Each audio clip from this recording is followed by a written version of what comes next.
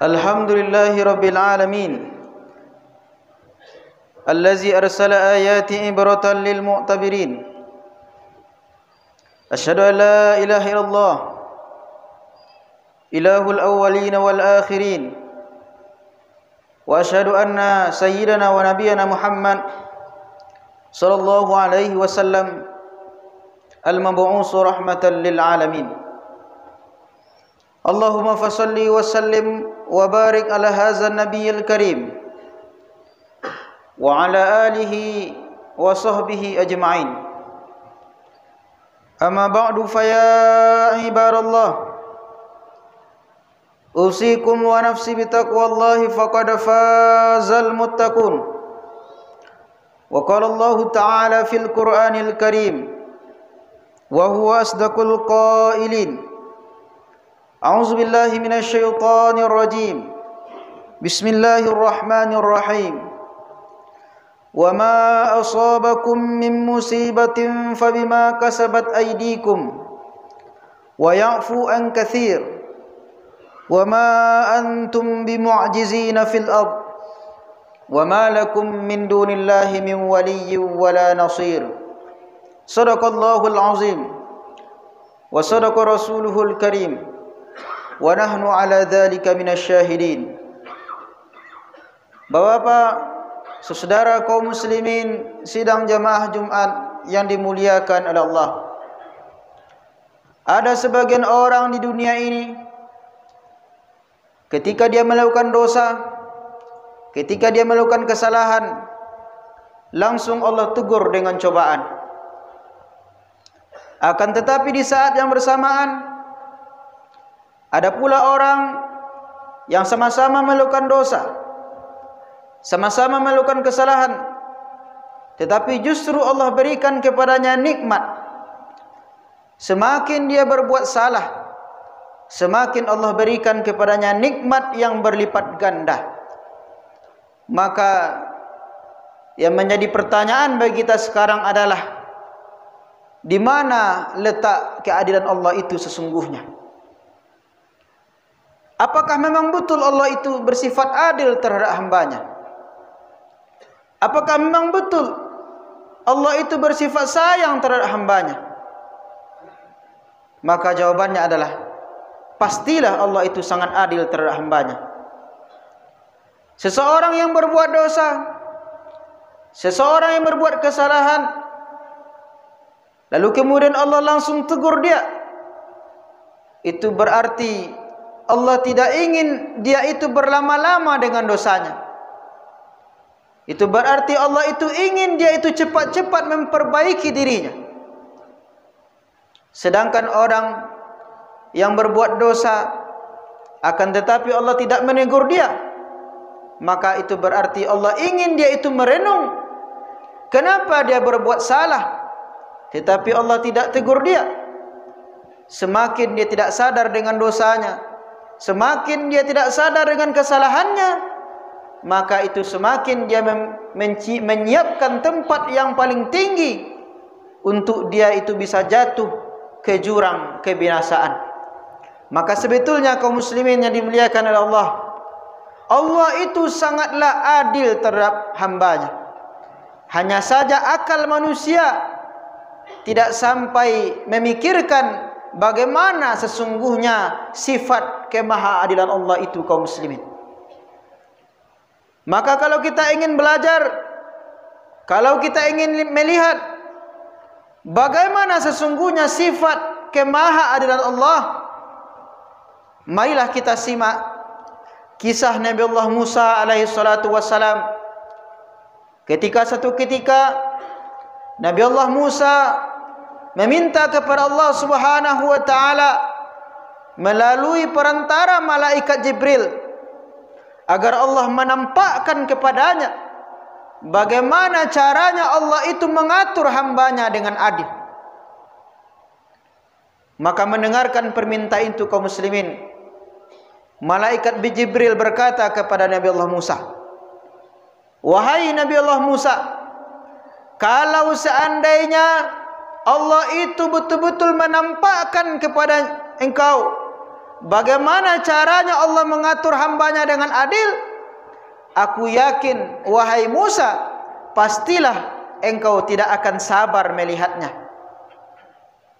Nabi Allah Musa berkata, berikan aku waktu terlebih dahulu, biarkan aku mencoba sebisa aku bersabar dengan hal itu. Lalu kemudian malaikat Jibril mengadu kepada Allah Subhanahu wa taala tentang permintaan daripada Nabi Allah Musa ini, kaum muslimin. Dan ternyata Allah Subhanahu wa taala mengizinkan hal itu. Maka mulailah Nabi Allah Musa diperintahkan oleh Allah untuk duduk di tepi sebuah sungai, dan beliau tidak boleh berkata sepatah kata pun di sana. Nabi Allah Musa cuma diperintahkan duduk dan tidak boleh berkata sepatah kata pun di sana, kaum muslim. Maka ketika Nabi Allah Musa duduk di sana, tidak beberapa lama datang orang yang pertama, yang ternyata itu adalah seorang anak muda yang menunggang kuda, melewati sungai yang airnya sangat jernih. Timbul rasa keinginan daripada anak muda ini untuk meminum air sungai itu. Maka sebelum anak muda ini minum air sungai, terlebih dahulu dia meletakkan kantong tasnya yang berisi uang yang sangat banyak di atas sebuah batu. Maka selesai anak muda ini minum air sungai, maka dia pun kembali ke kudanya dan melanjutkan perjalanannya. Dan tanpa dia sadari, ternyata kantong tas yang berisi uang tadi dia lupa mengambilnya, sehingga tertinggal di sana, kaum muslimin. Kemudian tidak beberapa lama datang orang yang kedua, yang ternyata itu seorang anak kecil yang belum balik, melewati sungai yang airnya sangat jernih. Juga timbul keinginan dari anak kecil ini untuk minum air sungai. Setelah anak kecil ini puas meminum air sungai, dia melihat ada sebuah kantong tas yang berisikan uang yang sangat banyak. Maka tanpa pikir panjang, kaum muslimin, anak kecil ini pun langsung mengambil uang itu dan dia berlari meninggalkan tempat itu, kaum muslimin. Kemudian tidak beberapa lama datang orang yang ketiga, yang ternyata itu adalah seorang bapak yang buta. Mendengarkan suara air sungai yang mengalir, timbul juga keinginan dari bapak buta ini untuk minum air sungai. Dan ketika si buta ini sedang menikmati air sungai, tiba-tiba anak muda yang menunggang kuda tadi kembali ke tempat itu untuk mencari, mengambil kantong tas yang berisi uang yang dia tinggalkan di tempat itu, kaum muslimin. Dan ketika anak muda ini kembali, ternyata kantong tasnya yang berisi uang tidak ada lagi di sana. Dan dia melihat ada seorang buta yang minum air sungai. Lalu dia bertanya kepada si buta, "Wahai bapak, apakah engkau melihat ada kantong tasku yang berisi uang di atas batu ini?" Apa jawaban daripada si buta? "Aku tidak tahu. Aku ini seorang yang buta. Bagaimana mungkin aku melihat kantong tasmu di sana? Dan aku juga tidak tahu ada orang sebelumku yang lewat di tempat ini." Maka mendengarkan jawaban daripada si buta, anak muda ini tidak puas dan dia bertanya sekali lagi, "Wahai bapak, tadi aku minum di tempat ini dan aku meletakkan ada kantong tasku di atas batu ini. Dan ketika aku pergi dari sini, aku lupa mengambil kantong tasku tadi dan aku tinggalkan itu. Dan ketika aku kembali mengambil itu, ternyata dia tidak ada lagi. Dan aku melihat engkau minum di tempat ini. Aku yakin engkaulah yang mengambil itu, wahai bapak buta." Dan singkat cerita, kaum muslimin yang dimuliakan oleh Allah Subhanahu wa taala, kedua orang ini terlibat perkelahian, dan saking emosinya anak muda ini mengambil pedangnya dan menembaskan ke leher si buta, sehingga membuat bapak buta itu meninggal dunia, kaum muslimin. Maka melihat hal itu, Nabi Allah Musa berkata kepada malaikat Jibril, "Wahai malaikat Jibril, sungguh aku tidak bisa bersabar dengan hal ini." Kenapa Nabi Allah Musa tidak bisa bersabar? Karena beliau tahu betul bahwasanya yang menjadi pangkal persoalan terletak kepada anak kecil yang belum balik tadi. Andai kata anak kecil itu tidak mengambil kantong uang tadi, maka selesai persoalan. Anak muda bisa mengambil uangnya, dan si bapak buta juga tidak dibunuh oleh anak muda. Akan tetapi kaum muslimin, Nabi Allah Musa tidak boleh berbicara, sehingga beliau tidak bisa melerai kedua orang tadi. Andai kata aku diperbolehkan berbicara, kata Nabi Allah Musa, pastilah aku melerai kedua orang tadi dan aku mengatakan bahwasanya yang mencuri uang itu adalah anak kecil yang belum balik tadi. Maka letak persoalannya terletak kepada anak kecil yang belum balik tadi. Mendengarkan perkataan itu, apa kata malaikat Jibril? "Sungguh sangat benar dugaanku, wahai Musa. Engkau tidak akan bersabar, engkau tidak akan mampu bersabar dengan hal ini. Bahwasanya anak kecil yang belum balik tadi, yang mengambil uang tadi, dialah yang benar sesungguhnya." Mendengarkan jawaban itu kaum muslimin, Nabi Musa pun terheran-heran. Bagaimana mungkin anak kecil yang mengambil uang dia yang benar? Kata malaikat Jibril, "Kalau engkau tidak percaya, baiklah akan aku jelaskan semuanya. Bahwasanya anak kecil yang belum balik tadi dahulu punya ayah, yang ketika ayahnya itu masih hidup, dia bekerja di tempat si penunggang kuda. Dan selama berbulan-bulan ayah daripada anak ini bekerja, tidak pernah sepeser pun gajinya dikeluarkan oleh anak muda ini. Dan subhanallah kaum muslimin, jumlah gaji yang tidak dikeluarkan dari anak muda ini sama jumlahnya dengan uang yang diambil oleh anak kecil tadi kaum muslimin. Dan tanpa dia sadari, uang itu dia bawa ke tepi sungai, kemudian ditinggalkan, sehingga anak kecil yang ayahnya dizolimi itu mampu mengambil kembali haknya kaum muslimin. Maka mendengarkan hal itu kaum muslimin yang dimuliakan oleh Allah, Nabi Musa berkata, "Baiklah aku paham dengan hal itu. Tapi bagaimana dengan si buta yang dibunuh?" Malaikat Jibril kembali menjelaskan bahwasanya si buta itu dahulunya dia tidak buta. Dan ketika dia bisa melihat, dia itu sangatlah zalim. Bapak si anak kecil ini setelah selesai bekerja di tempat si penunggang kuda, dia pindah bekerja di tempat si buta. Dan ketika si buta ini bisa melihat, dia itu sangatlah zalim. Saking zalimnya dia kaum muslimin, dia membunuh ayah daripada anak kecil ini. Maka Allah Subhanahu wa taala membalaskan dendam ayah anak kecil ini melalui tangan si penunggang kuda, dan Allah mengambil hak daripada ayah anak kecil ini melalui anak kecil tadi kaum muslimin. Begitulah caranya Allah Subhanahu wa taala mengatur hambanya dengan adil. Allah selalu punya cara untuk bagaimana mengatur umatnya, mengatur hambanya dengan adil. Maka tugas kita adalah berjalan di atas jalur yang telah ditetapkan oleh Allah Subhanahu wa taala. Apa jalur itu? Itulah dengan berikhtiar, itulah dengan berdoa, kemudian bertawakal kepada Allah Subhanahu wa taala.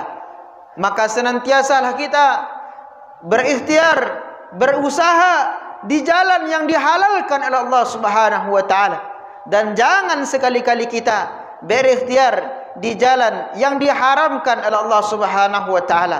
Karena sesungguhnya kaum muslimin yang dimuliakan oleh Allah, jalan yang halal itu jauh lebih banyak daripada jalan yang diharamkan oleh Allah Subhanahu wa taala. Sebagai contoh kaum muslimin, ketika Allah Subhanahu wa taala mengharamkan kepada kita khamar, mengharamkan kepada kita minuman keras, maka Allah ganti dengan menciptakan buat kita susu, menciptakan buat kita kopi dan teh. Ketika Allah Subhanahu wa taala mengharamkan kepada kita daging babi, maka Allah Subhanahu wa taala menggantinya dengan menciptakan buat kita daging ayam, daging ikan dan daging sapi kaum muslimin. Ketika Allah Subhanahu wa taala mengharamkan buat kita zina, maka Allah ganti dengan membuka pintu pernikahan. Maka sesungguhnya kaum muslimin yang dimuliakan oleh Allah, jalan yang halal itu jauh lebih banyak daripada jalan yang diharamkan oleh Allah. Maka kenapa kita harus mencari jalan yang haram, sedangkan jalan yang halal jauh lebih banyak daripada jalan yang haram kaum muslimin? Maka ketika kita sudah berikhtiar di jalan yang dihalalkan oleh Allah Subhanahu wa taala, akan tetapi masih juga kita menemukan kesulitan dalam hidup kita, masih juga kita menemukan problem, masalah dalam diri kita, maka perlu rasanya kaum muslimin kita merenungi sebuah kalimat yang begitu indah dari Syekhul Islam Ibnu Taimiyah. Beliau pernah mengatakan, apa kata beliau? Iza ra'aita ahadan adahun nas wa la ya'udu ila nafsihi bil laumi wal istighfar fa'lam annal musibata hiyal musibah.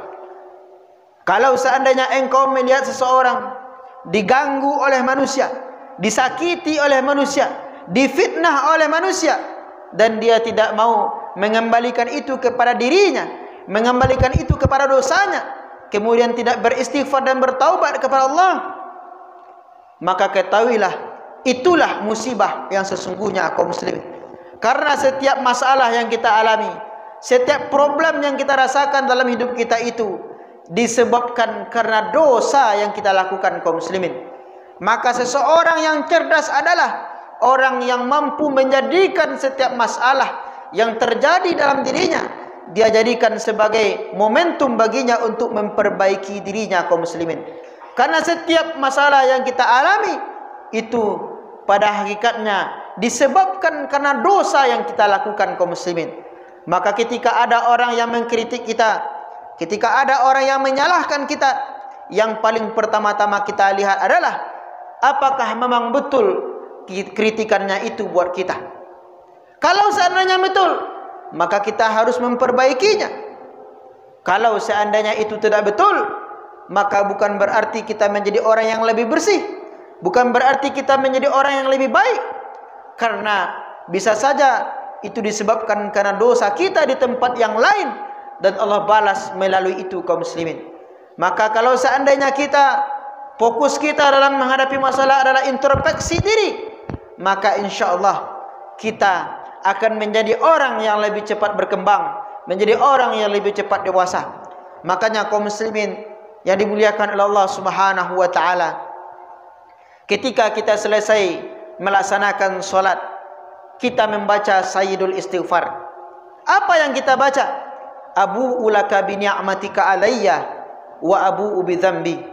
Seorang ulama besar yang bernama Abdul Razak Abdul Muhsin Al-Abbad pernah mengatakan bahwasanya konsep seorang muslim yang sesungguhnya itu hanyalah dua. Yang pertama adalah mengakui nikmat dari Allah, kemudian kita bersyukur, dan yang kedua adalah mengakui dosa yang kita lakukan itu, kemudian kita bertaubat kepada Allah Subhanahu wa taala. Abu ulaka bi ni'matika alayya. Ya Allah, segala kenikmatan yang aku rasakan, segala kesenangan yang aku dapatkan, itu pada hakikatnya bersumber daripada Engkau ya Allah. Akan tetapi ketika aku mendapatkan masalah, ketika aku mendapatkan musibah, itu disebabkan karena wa abu bi dzambi, itu disebabkan karena dosa yang aku kerjakan. Makanya kaum muslimin yang dimuliakan oleh Allah Subhanahu wa taala, konsep seorang muslim itu hanyalah dua. Yang pertama mengakui nikmat, kemudian bersyukur, kemudian mengakui dosa, kemudian kita bertaubat kepada Allah Subhanahu wa taala. Jangan kita sibukkan diri kita untuk memikirkan bagaimana caranya balas dendam kepada orang yang zalim kepada kita kaum muslimin. Karena ketahuilah kaum muslimin yang dimuliakan oleh Allah, sesungguhnya pembalasan Allah itu kepada orang yang zalim jauh lebih pedih, jauh lebih berat dari apa yang kita pikirkan kaum muslimin. Maka fokuslah kepada diri kita kaum muslimin. Belum lagi kalau seandainya kita juga paham bahwasanya konsep seseorang yang menzolimi kita, itu berarti dia sedang mentransfer pahalanya kepada kita kaum muslimin. Bukankah di dalam sebuah hadis bahwasanya Rasulullah SAW pernah bersabda bahwasanya seseorang dikatakan muflis, seseorang dikatakan bangkrut, ada dua. Yang pertama adalah seseorang yang selama di dunia suka menzolimi orang, mengambil hak orang, mencaci maki orang dengan lisannya, dan tidak sempat meminta maaf di dunia. Dan yang kedua adalah seseorang yang di akhirat nanti membawa pahala yang menggunung-gunung, membawa pahala yang sangat banyak. Akan tetapi di saat yang bersamaan dia juga suka melakukan dosa di saat dia sendirian. Oleh sebab itu kaum muslimin yang dimuliakan oleh Allah Subhanahu wa taala, jangan sesekali kita membiarkan diri kita ini punya musuh di dunia ini kaum muslimin. Membiarkan diri kita ini punya musuh sama orang. Kalau seandainya kita punya salah kepada Allah, kita meninggalkan solat, kita lupa untuk berpuasa, kalau kita betul-betul bertaubat, kalau kita sungguh-sungguh dalam beristighfar dan bertaubat kepada Allah, maka insya-Allah Allah akan memaafkan kita, karena Allah Maha Pemaaf dan Maha Penerima taubat. Akan tetapi kaum muslimin yang dimuliakan oleh Allah, kalau seandainya kita menzalimi orang lain, mengambil hak orang lain tanpa alasan yang benar, mencaci maki orang lain dengan lisan kita, sebelum orang itu memaafkan kita, Allah tidak akan memaafkan kita kaum muslimin. Fa'tabiru ya ulil absar la'allakum tuflihun.